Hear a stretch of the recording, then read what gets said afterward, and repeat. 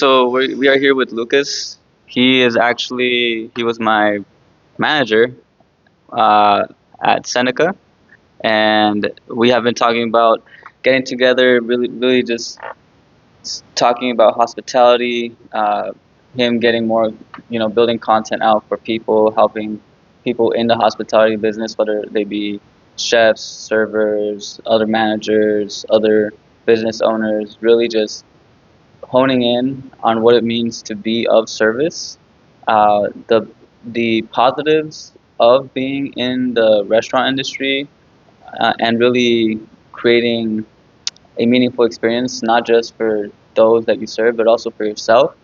So Lucas has been somebody that has been, really inspiring. He's been somebody that I could say is kind of like something fresh, because in my experience in hospitality, and I had never encountered somebody like you. I just say that for sure.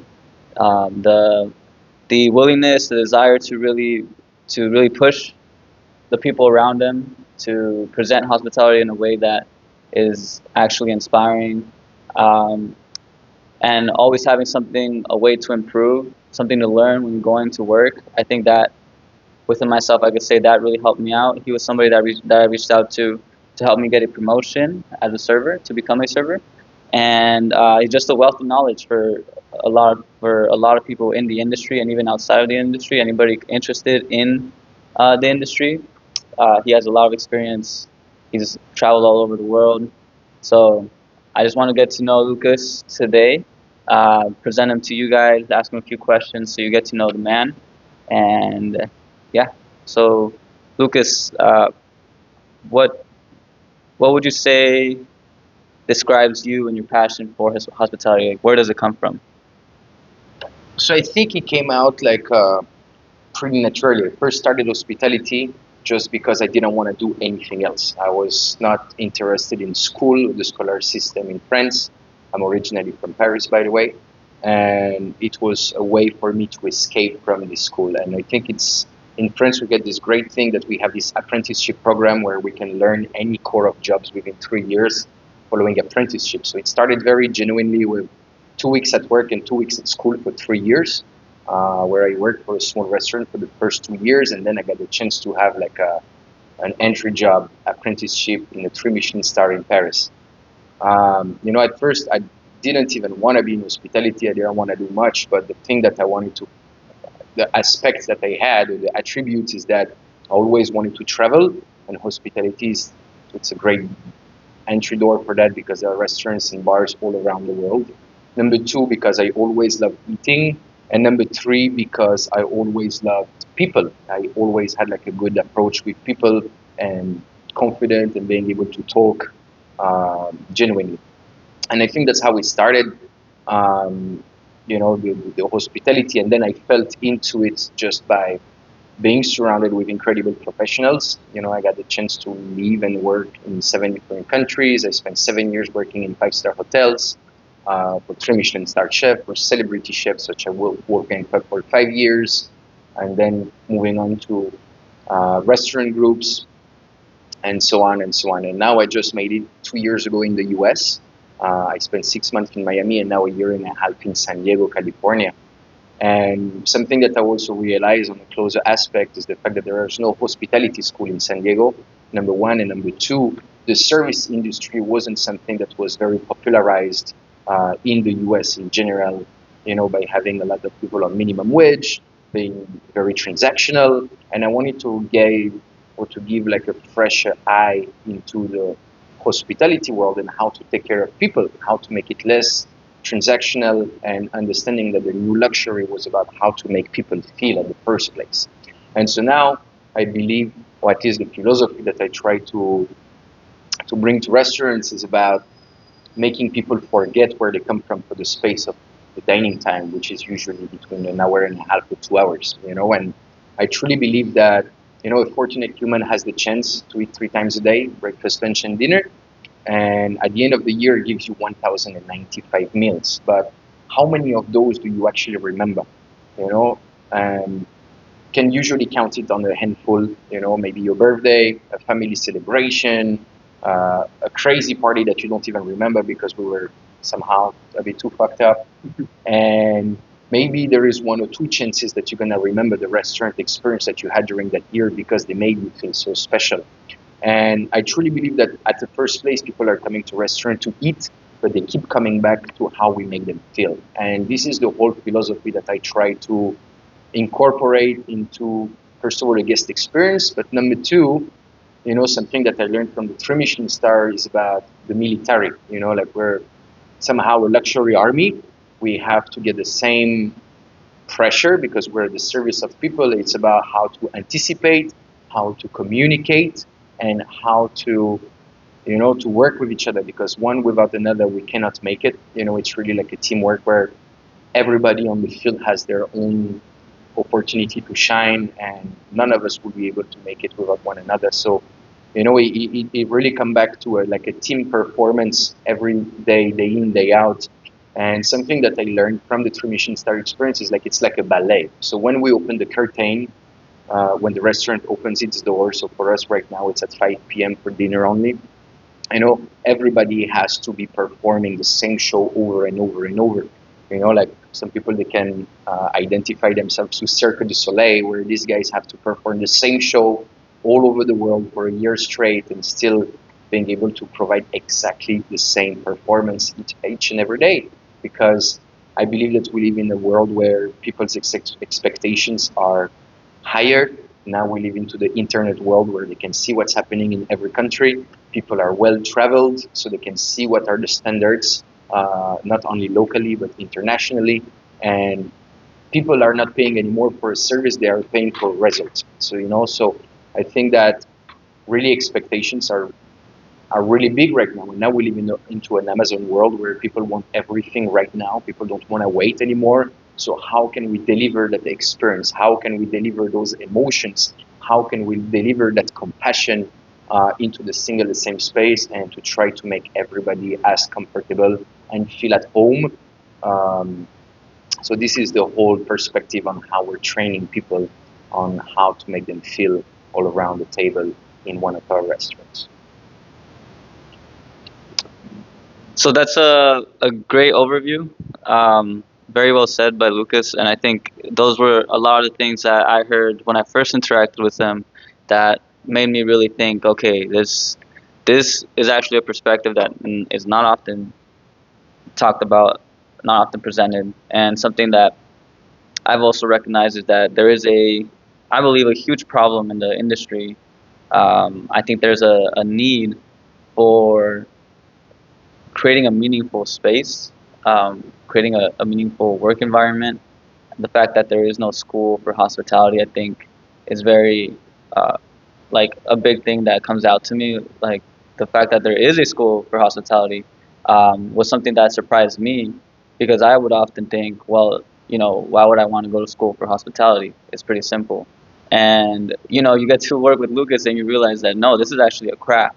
This is something that um, doesn't matter what role you're playing. It's a craft and it's something that you're performing and you are within those 2 hours that people are sitting here, you are creating an environment for somebody. You are really they are at your they are they are under you basically, and they are depending on you. So you being on your A game is honestly a very important thing. So so Lucas, what do you think about? So there's a problem, I think, and can you speak a little bit more on the problems and things that you see around the industry that you think need to be worked on, need to be addressed in general? So I think there's not necessarily problems, but I think it's all about elevating ourselves. And something that I realize is like we're all artists, and this is what we try to teach people is how to become artistic into what they do, to have like a certain charisma, a certain elegance, a certain attention to details. These are the main factors that I try to empower people to feel proud of. Because at the end of the day, we're on stage. We're here to provide a show, and we constantly have eyes on us, judging what we do or what we don't do. Now, I also see it as a management perspective in a way that we try to empower people.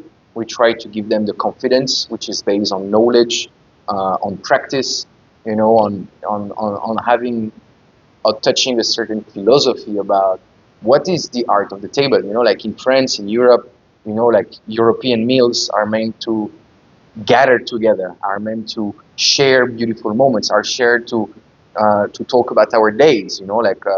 My family dinners, we were not allowed to have any screens, no TV, no phones. It was very important for us, to gather around the table, to share a great meal, to have a glass of wine, to share our moments of the day.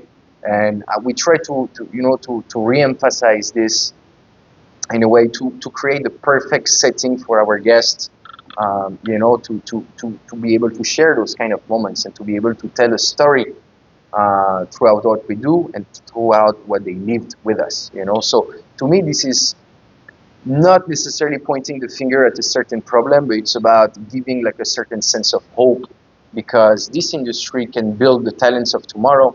Now we're also living in like a generation of influencers where people have the want to see easy money, how to shine and outshine people, and not a lot of people still want to work in this industry anymore. So I want to keep that flame alive, that you don't need necessarily a certain diploma to succeed into this industry. You can arrive literally hands in the pocket, and as long as you're a go-getter, you're ambitious, you're curious, you smile, you're good with people, you will be able to make it into this industry. And I think it's quite underrated. People think that they're just in minimum wage, that that we're sacrificing our life for other people's happiness, but it's also very, very rewarding, to come back to home at night after a big and heavy service where, yes, we made good money, but more important than that, like we made people happy. We saw a smile on people's face.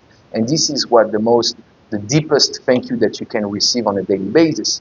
And something that I truly believe is that opportunities come from our guests. Like they are the ones that have the spending power of dining out, that are more and more being well educated throughout expectations at the table. And I think that by networking properly, by giving your name out there, by providing incredible experience to people, and by touching people's heart at the first place, this is the biggest recognition that we can have. And in a short or long term, like it will pay. It will definitely pay, because people will see it, your confidence and your willingness to give as much. And I think like in life, the more you give, the more you receive. It's like the philosophy of the boomerang, right? Everything you do, good or bad, will come back to you sooner or later. So it's the more we try to spread the love, the more we try to spread energies, the more we try to spread knowledge or emotions, it's just a question of time before it comes back at us times 10, and that's pretty much where I stand right now with my career. Like I understand that I had the chance to accumulate all those experiences around the world, wherever it was in Paris, London, Singapore, Bali, Hong Kong, Miami, and now San Diego. And I arrived to a point of my career where it's my time to give back.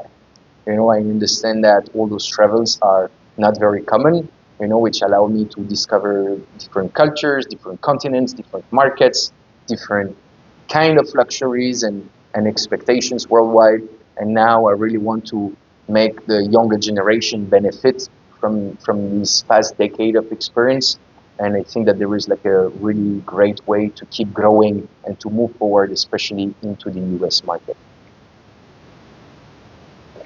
So I know that you also have a lot of experience. I didn't really mention exactly right now. You are a GM here at Wormwood. We are recording here at Wormwood, so grateful to be able to record here during this time.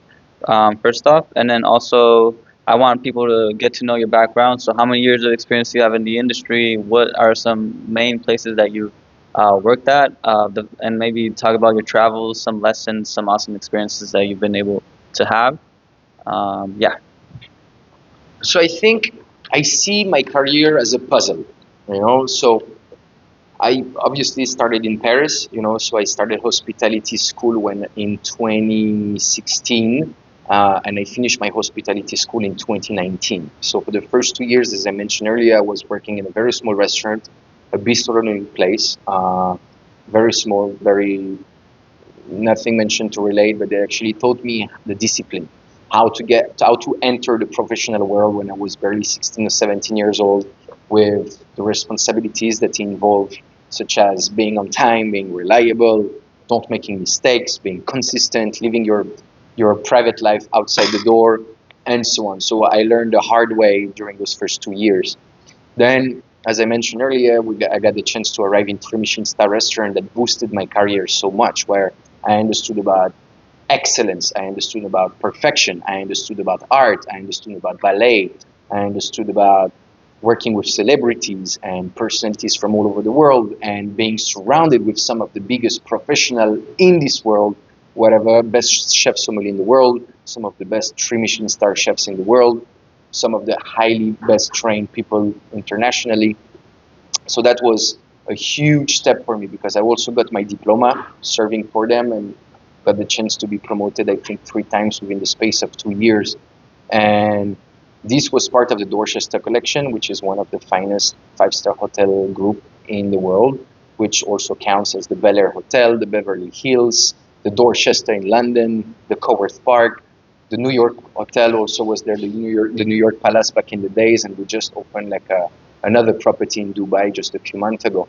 And but having served for them gave me also the opportunity to move to London right after my diploma, because I knew that having English in my pocket, or a second language in general, will open me the door for the rest of the world.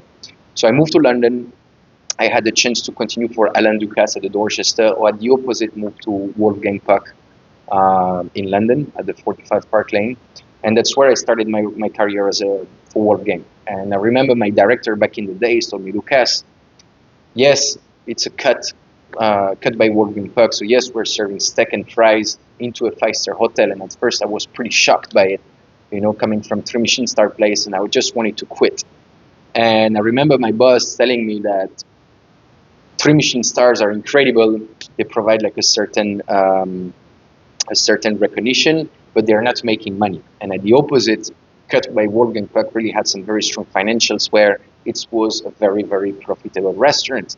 And so that's where I understood the power of sales and the differences between different kind of dinings as well. So I stayed for 3 years with them, got promoted also 3 times, finished as a supervisor, bumped into the eyes of one of the partners of Wolfgang Puck, and they sent me to Singapore. And this time I stayed for 2 years on the rooftop of Marina Bay Sands, which is the iconic building of Singapore. And I started my managerial journey, and I was barely 22 years old.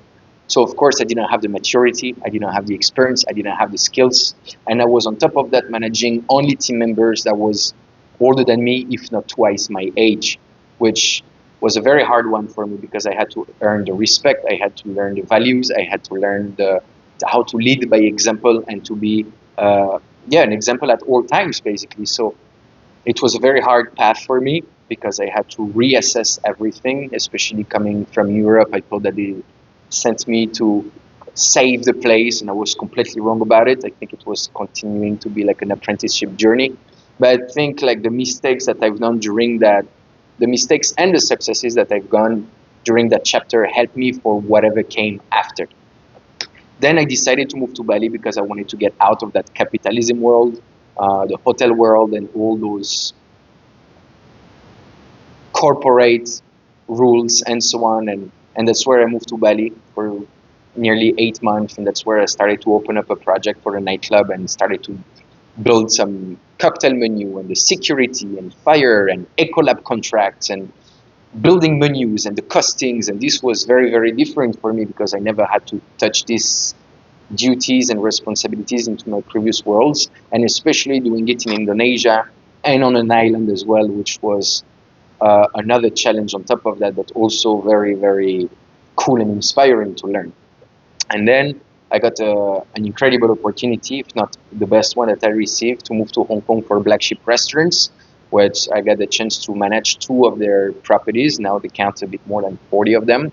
And this was, again, like another military service, where I did work really my ass off. It was all about for this community that we were building, which was the most dynamic hospitality team in the world.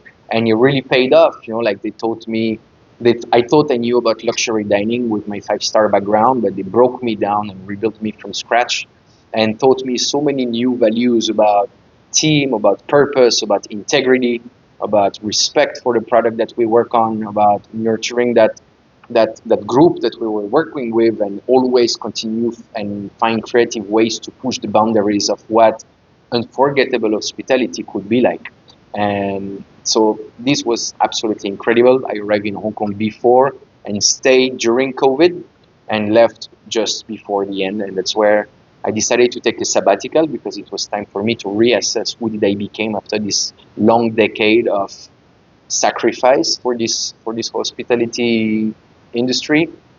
And I just wanted to realize who did I became over the years. Who did Lucas became as a human and personal level. And so I traveled in Europe, in South America, took almost a year off, just to take a deep breath and to reassess what did I wanted for the next chapter. And that's where I moved to the US, got my feet on the ground to a French restaurant in Miami, and then moved out for Consortium Holdings, which is, I believe, the leading group in San Diego, and who taught me about the standards, or at least the way and the culture of working here in the US, and finally made my foot here in Wormwood of course, as a GM, and much more having the freedom now to create and to reassess what did all those skills during those past 12 years became.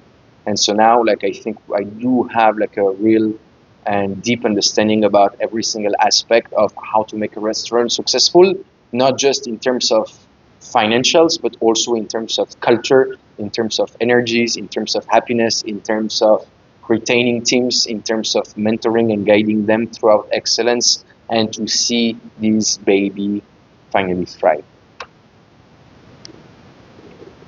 Okay, so we have about 7 minutes left in the interview. I'd like for you to just walk through some of the main lessons, maybe a little something for people to look forward to with the upcoming work that we're going to be doing together. So I think we're going to break down this series with different chapter. There's going to be like a lot of philosophy part that's going to be about all the different soft skills, what you can learn from the restaurant industry, what can be applicable into other industries, how to position yourself, how to treat yourself like an athlete and as a sports person, how to keep that consistency, how to elevate yourself, how to perform in terms of knowledge, and how to take care of people, how to be a good listener, how to be a good public speaker as well. And all that things are going to be corresponding to industry itself and philosophy.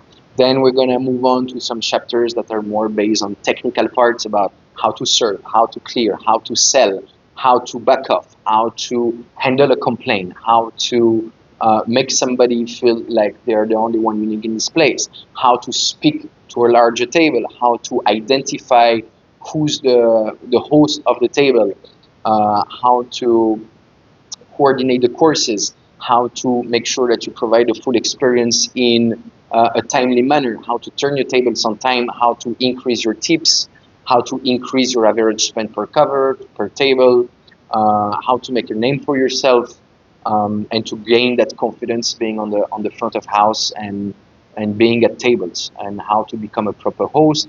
And I think in the future we could potentially involve some, if you guys want this and if you guys are looking for other professionals as well, we could start making some bar master classes. Like here at Wormwood, we get some of the largest absent program in San Diego, and I think in South California.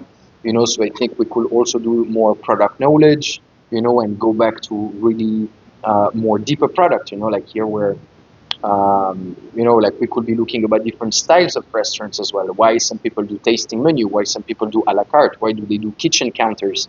Like there could be so many things that guys could discuss about and grow together and help us continue to nurture that things, like, because it started as a relationship with us, with mentorship and guidance and tips and tricks. So I think it's really about what you guys want to see through this new channel, and from there we will continue to obviously adapt our content throughout what you guys want to see the most. Like maybe some of you will more interested in wines, maybe some of you will more interested in sales, some of you will more interested in menu designs, and costings and financial part of the restaurant place. So there are so many routes that we could take within that niche, but I think it's about helping the future generations to get and to don't be afraid into the hospitality and restaurant world, because yes, it requires hard work, commitment, dedication. We can spend like a lot of time not being rewarded as we wish we were, but it's just like we just have to be patient, because every service counts, every interaction as a team or with our guest counts, and I think the possibilities that are endless with what we can do into this business. And I can see now at my small little level of GM, and it's unlimited. I could open my own restaurant. I could be director of operation for a big group. I could move on to doing things that are more online. I could start coaching at full times. Like it's incredible what we could do. Like could be do some consultancy for various restaurants throughout the country or internationally. The opportunities are there. But I think it's very important to understand the foundational work about what makes a restaurant a good one or a bad one, and making sure that we do what we do with meaning, because of course people will always know when we lie or when we're not sincere or when we're not we don't have integrity for what we do, because at the end of the day what the guests can see and perceive is 90% of the job. Everything else on and off the field, how we manage this restaurant internally, the guests will never see it, but it's about perception and making sure that your guests are being taken care of. Because if your dining room is empty, doesn't matter how much hard work you try to put on, the restaurant will still be empty. So first is about making sure that the restaurant gets full, understand what are the different tips and tricks to bring the people through the door, keeping them coming back, making sure that we're not becoming like a celebration restaurant where they just come to see us once a year if we're lucky. And then once the restaurant is full and we get like a solid clientele and community and regulars and people from the neighborhood not being afraid to come and see us, then we will be able to start talking about how to shrink our costs, how to making sure that we schedule accordingly, making sure that the beverage lists are not too big or not too small, making sure that all those logistics behind the scenes actually match with the product that we try to offer to people, and making sure that financially it's a viable course and ways to make a profitable business. Awesome. That was really good. Honestly very actually impressed with Lucas right now, just because we've been talking about getting on camera, making some content, and trying to figure out for himself, get the confidence in. But it's like coming out. The man knows what he's talking about. And just a little bit about myself, just so that you guys know who I am and the direction of this project. We still don't know for sure where it's going to end up. My idea is that I want to get the just put the first step in, get some flow going, get some content going within the next 3 months. Just get the content out there, build the channel out, and as time progresses, I hope that Lucas will be able to take the reins in a little more. He'll be able to direct his content on his own, and I'll be there just as support, anything else that he needs. But for now, I think you guys are going to be seeing a little bit more of me. I'll at least be here helping Lucas record. So just so you know a little bit about me. Like I said, I met Lucas through Seneca. I'm a support currently there.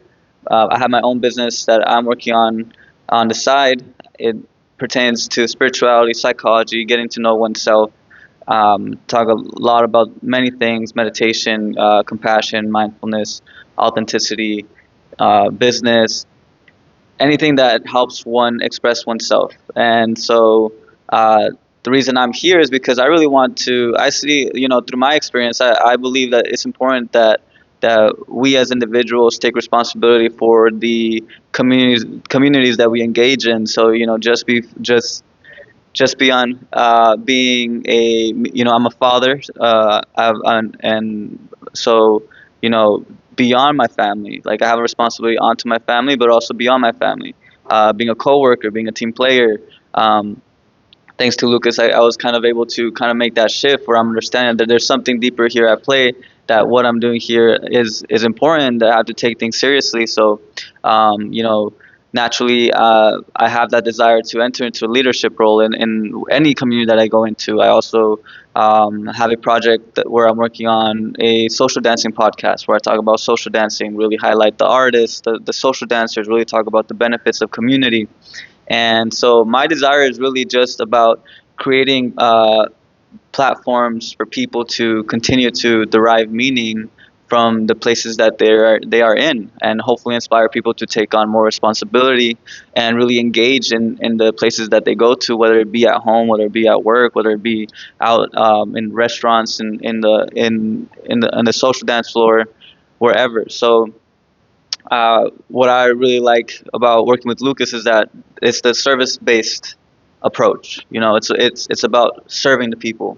It's about love. It's about compassion, and also being a server onto the world means being honest and real onto the world. So that's what I'm here for. That's what I'm about, and I hope to keep bringing that out. And for the person who's watching, I think it's important for my goal is for you to be able to make a connection here and find more meaning in hospitality and also just in life in general. Any last things you want to say, Lucas? Yes, and I just wanted to touch base on what Jose just said. Is like, I think that's the beautiful part of our relationship as well. Is like nothing was meant to be happening at the same time. Like we're starting to collaborate on this new project where, it's like an energy exchange. Like it's there's no ego, there is no right or wrong. We're just two passionate people for our both disciplines. He's very good at content creation. I think arriving to a point where I'm becoming an expert into what service means, in between the lines. It's not just black and white. There are a lot of things that you cannot necessarily explain the right or wrong. It just comes with time. And, every rules are meant to be broken as long as for the right reason. And I think the way that we found each other, the way we can collaborate, the way we can share our both passions and lift each other up, this is one of the beautiful opportunities that working as part of a team can create. You never know who you have in front of yourself. You never know who you're serving as a guest, and you never know who you're working with as a team member. And we're so much more than a title, a GM, a support, a server. Like we're human beings with our endeavors, with our passions, with our aspects, with our personality, and I'm just so glad that we find a way to communicate, to find a way to share our common goals and passions, and to arrive to a point where we can actually lift each other up. And this is what it's all about. It's about sharing to the world ideas, philosophies, skills, experiences, and all of us to create a platform where we can all grow and share and discover together. And being agreed, being disagreed, having opportunities to argue about a topic, at the end of the day, this is what we all grow from. It's about these confrontations, being real with each other, where we can say what we have on our heart, and being able to develop on this, like to argue, again, I think it's about arguments are positive, as long as we want it to be positive. It's not about fighting and arriving to something where we both part ways because we're disagree. But at the opposite, if we really have this commitment of doing the right thing, truth will always pay out. And yes, we do have this, it's about sharing love, sharing compassion, as Jose just said, and I think this is what is the true magic of this, because this is the intangible part. This is the only thing that you cannot measure, and this is the main thing that will make the whole difference about it. Because if the foundation and the values and principles are right, everything else will thrive. And this is what we tend to forget. It's not just about management. It's not just about financials. It's not just about rules and making sure that we follow the rules. It's about understanding your audience, understanding who you have in front of you, and adapt and bespoke and tailor-made each and experiences for our team members, for our guests, and for the people that are listening to us. Like if you guys want some special coaching about certain aspects of the restaurant industry, or the soft skills that the restaurant industry can teach you, or at the opposite, if you guys want to learn more about content creating and how to create like a proper channel and following and community and learn how to edit videos. Like as of now, we do have a lot of answers that we can provide, and again, we're looking to learn from you guys too. I think that's where the beauty of this page and channel will become in the future, is because it's a mutual energy exchange where we can give you can give us, and we can all grow from there. Like hopefully in the future we're gonna start making some classes in person too, or virtual classes for those that cannot attend those classes, and that's gonna be absolutely amazing. I can't wait to see what the future is reserving us. I'm pretty sure that we are both sat on a golden egg, and we want to share it to the world. So guys, please give us some feedbacks, give us your feedbacks about what you think about these first sessions together. Where should we take that page moving forward? And that's pretty much it. Thank you so much for listening until the end, and we hope to see you guys very soon.